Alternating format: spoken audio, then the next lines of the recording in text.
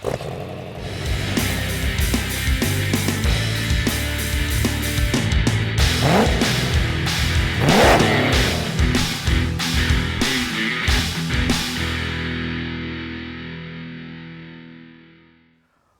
to Project Fast Fish, and today we're applying our first parts of sealer, or our first coats of sealer, on Project Fast Fish. You don't want to miss it. So right now I'm going to hand it off to myself to show you where things currently stand and why we're doing what we're doing. Here is where things currently stand with the vehicle. As you can see, we are definitely down to bare metal.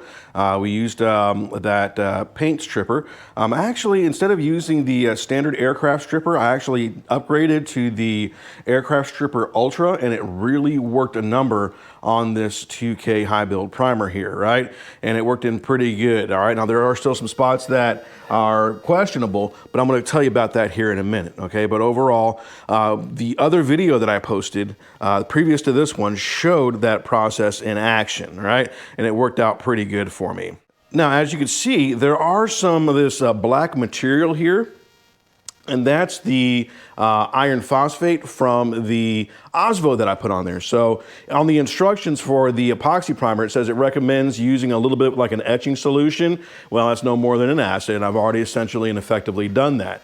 All right, so in a few moments, I am going to go ahead and wipe this down, sand it, get some of this stuff off right here. So just kind of knock off all of these components. Probably use a Scotch pad or something just to knock off all this black flakiness, right? And there we go. And again, as you can see, we are in metal. Now, there is still some paint there. You can see the original blue there, okay? And that's fine. And the reason is yes, I get it. Thin coats of primer are going to show all those lines and those marks. That's all right, because what I want to do is on the components here, okay, everything from here to here is going to get a rubberized or an undercoating, okay, either a urethane or a poly undercoating. It's going to get undercoated of somehow, more than likely Herculiner or something equivocal to that, right? Now, every part from here down and underneath this little U-shaped tunnel here, where the suspension control arms and the shocks and such go, and the suspension components, that's all going to be in chassis black. So everything effectively from here up, okay, is going to be in this rubberized undercoat, and the same thing on the other side. So I could definitely get away with it here, okay? And then in the front side here, we'll just do this in standard paint color, body color, so on and so forth. Now, of course, in the apron here, okay, it is going to get a coat of standard paint. I'm not going to do this in black or anything. It is going to match the body color in blue. We are going to go back to that original factory blue. And then, of course, the frame components there, the frame rails from the frame down here, okay, I'm going to do in black if I can. If not, it'll be painted blue or what have you.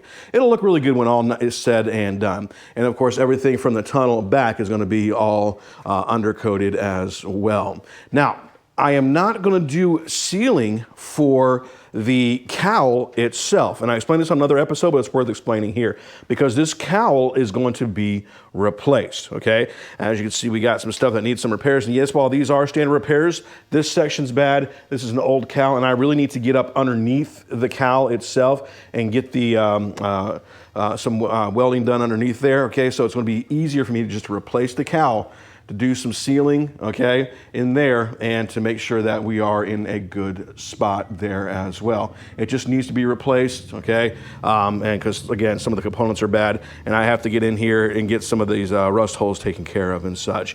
So because we're replacing the cowl, I'm not going to worry about sealing the cowl now. Some of that overspray is going to go up into here, and that's fine. With that in mind, that means I'm also going to be doing some welding, okay? So spots that are going to be welded, okay, it's okay if I get some paint on it. It's not going to hurt anything because I can just knock off the paint and it'll be okay. All right. So the overall vision then is to go ahead and undercoat under here eventually, okay, and then paint the rest, whether in chassis or in body color blue, okay. And again, as you can see, when all said and done here, this entire section, okay, from the firewall forward, again, the firewall forward is going to be in a good spot where we could just let it sit, we can let it go while we're taking care of the rest of the vehicle. Again, I understand. Cowl will get some welds. Those welds are going to spread down. But again, that's just an easy touch up. All right, as you can see here in the cowl, it's pretty nasty, pretty dirty up underneath there. So that's another reason why I'm wanting to take care of this as well. With those things in mind, there's a couple of different options we have to seal the vehicle, okay?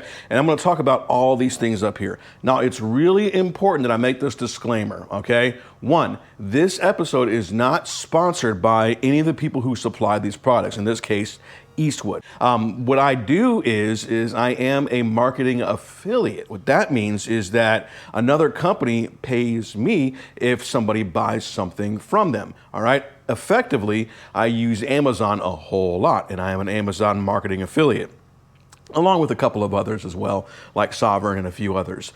So what that means is that if you buy something from Amazon, I end up getting a small little something something for that, which is really, really cool, all right? And it helps this video grow as well, on top of, you know, other means as well, right? What sponsorship is, and again, this isn't sponsored, that means they paid to place their product or service on the channel in some way, shape, form, or fashion, all right? So I'm not selling out, I'm still informing, and I'm showing what's going on and how you could use this, and I went ahead and placed all the links in the description. So if you click to this video description, you click more, okay, and you'll see the links for these associated items and products. And this kind of helps you out and explains things where we're at as well, all right? So that's my quick disclaimer for that. All right, so with that in mind, okay, there's a couple of ways that we can seal. Now, what my goal is I want to seal and encapsulate, right? And of course, there's several different products. There's products that you can encapsulate rust with, where you actually literally paint over the rust, all right, which is what some restorers choose to do,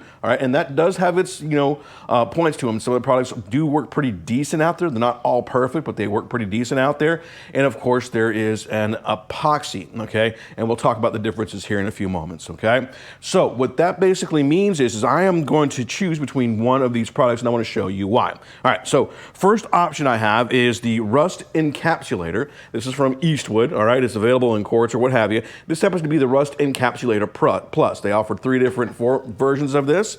They have the standard Rust Encapsulator, the Rust Encapsulator Plus, and there's a higher level, all right? You can explore their website as you want to on there, or explore on Amazon.com, okay? Again, I put the links up for you, okay? And this works well, okay, for certain areas. However, as I explained here, okay, I want to do something for the body of the vehicle, okay? And there is a better DTM solution. Now, this is a direct to metal, and you can paint over rust. And there are going to be times where I'm going to use this, such as back in the wheel wells, some of the interior areas, and so on and so forth.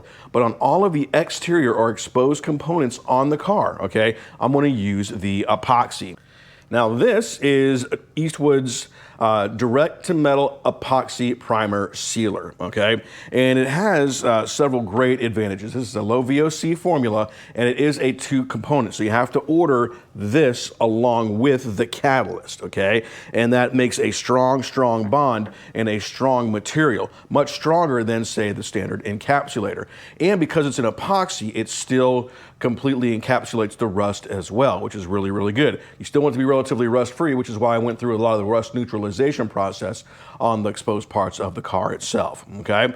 All right, so basically what I'm gonna do is on all of the exterior components, I'm gonna use this particular formula right here, right? Just this one part to this, one part to that. So one part of the actual primer, one part of the catalyst. Really easy. And then I have some reducer up here because sometimes this can lay on pretty thick, okay, and thicker than you want it to. So the reducer helps thin that out, okay? And they don't recommend thinning it out more than 20%, okay? Pretty simple, self-explanatory. Now, there's a lot of explanation on the description on what you need to use to clean it and so on and so forth, so I'm not going to get into those details, okay? But again, to kind of recap here, on all the exterior components, I'm going to use the epoxy primer. On the parts where in the interior and the inside, that's not going to see a lot of the direct sunlight, so on and so forth, I'm going to use the Rust Encapsulator here, okay? Now, in order to do that, okay, I do have some standard supplies. All these, again, came from Eastwood, all right? I got some standard paint cups. I got little HVLP guns, so these little paint cups are gonna be sufficient. I didn't need the big ones because, hello, I'm not doing that kind of big level work, right? And I went ahead and got me a little pour funnel, which is really, really awesome to have around. And of course, it's good to have a couple of filters as well, because you don't want any kind of debris or what have you going inside of it. And sometimes if the stuff gloops up or hasn't been shaken in a while, you know, things can kind of gloopy inside or what have you inside the paints. So you don't want that to happen. So that's what we're using. And we're also going to use our standard, I just have a cheap HVLP gun. It came from Harbor Freight. It works well for this application. Obviously the final top coats, we're going to go somewhere different, probably going to go with a professional. But for this level stuff, I'm absolutely okay using my Harbor Freight gun. So let's show you what that looks like. Taking a little time out here before I get the first coat of paint on there. I got everything wiped down and got some final scuffing done and what have you. Wiped it down with xylene, so that should be sufficient for the paint to go on. And that's something I learned a while ago, is if you use it as a solvent, it's okay to wipe it down with. Example, if you could wipe down something with mineral spirits, or I'm sorry, if you could thin something with mineral spirits, or you can wipe it down and clean it with mineral spirits, then you should be able to wipe the surface if it's metal, okay? Same thing with, and this is basic, you know, I'm sure there's a lot more rules for this. But in this case, because we're using a epoxy primer, it goes in the 2K category, you can clean the gun with xylene or xylol. And thusly you should be able to clean the surface of the metal with that and what have you. Now, one of the comments I'm sure I'm going to get here is because I'm using a rubberized undercoating over everything, and I'm talking about like the Herculiner or the lizard skin or what have you, and there's several other ones that are out there that are pretty decent, but I'm probably going to go with Herculiner or lizard skin. You know, they'll say, well, why is it then that restorations feature just a straight bare metal that's painted? They don't use any undercoating whatsoever. Well, that's great for show cars or cars that aren't intended to be driven frequently, okay? The reason they put the undercoating on there is to help preserve from the rock chips and such that kind of get up into the wells themselves. The same thing they do underneath the the undercarriage of the vehicle itself, okay? So they do that for rock chips and for various wear or what have you to inhibit rust from coming to the vehicle prematurely, etc. Now, if I was doing this as a show quality restoration that wasn't going to be driven on a regular basis, then absolutely, okay? I would get this even further than what it is. Wouldn't use any undercoating. I wouldn't take any risk. I'd probably re-sandblast certain areas and what have you. But I'm not going that route. You see, I'm going to drive this car, and this car is going to be driven on a regular basis. And while, yes, it may receive some chips on the paint and what have you, and yes, it's going to receive a good quality paint, okay? I wanted to make sure that I took the extra steps that I could help prevent additional rust from forming underneath. And the best way to do that is with undercoating, so you don't keep the rocks and chips and such from going out there. Are there thermal reasons to do it?